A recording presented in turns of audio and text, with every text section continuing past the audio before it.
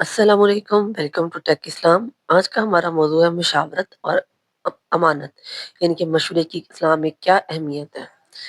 इसके लिए हम हदीस की रोशनी में पढ़ेंगे। हदीस में है अल मुस्तशारु मुअतमनुन।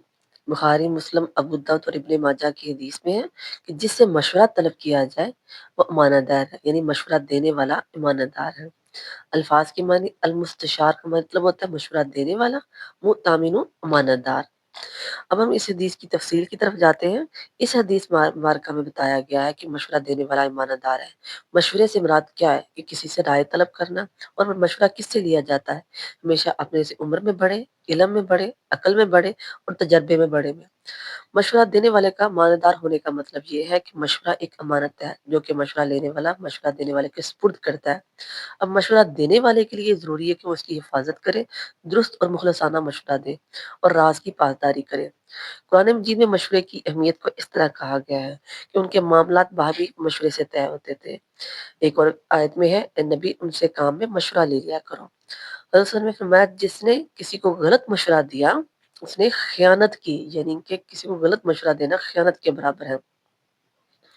अब मुशावरत की अहमियत को हम करते हैं। मुशावरत की अहमियत इस हदीस से यूँ आया होती है कि इस सिलसिले में इस्लाम की नज़र इंतखाब अमीन बर गई है। मतलब ये है कि मुशावरत इस कदर है कि मशवरा हर किसी से न लिया जाए बल्कि सिर्फ ईमानदार से लिया जाए।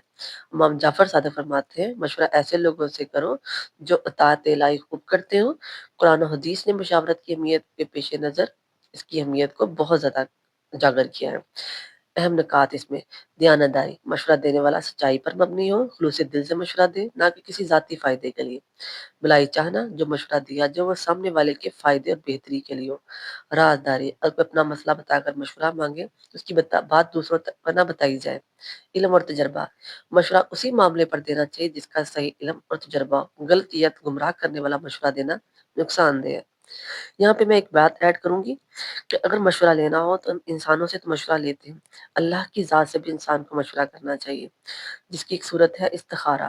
कि अगर आपको किसी मामले में कोई परेशानी हो, किसी भी चीज़ में मसला हो, तो आप ऐसे करें, जाए नमाज़ बिछाएँ, 2 रकअत नफ़िल इस्तिखारा के पढ़ें और अल्लाह की ज़ात से पूछें कि अल्लाह ताला की ज़ात मुझे रहनुमाई कर दे कि ये काम मेरे हक़ में बेहतर है या नहीं है।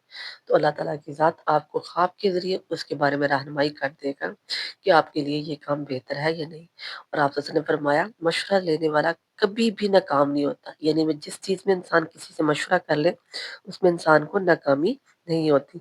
इसलिए हमेशा कोशिश करनी चाहिए कि किसी इंसान से जिस पे आपको समझते हैं कि वो आपको अच्छा मशवरा दे सकता है, उससे उस बारे में रहनुमाई ले ली जाए।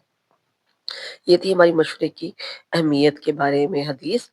मैं उम्मीद करती हूँ आप सबको इसकी समझ आ गई होगी। अगर किसी चीज़ की समझ ना आए तो आप मुझसे कमेंट में पूछ सकते हैं। जज़ाक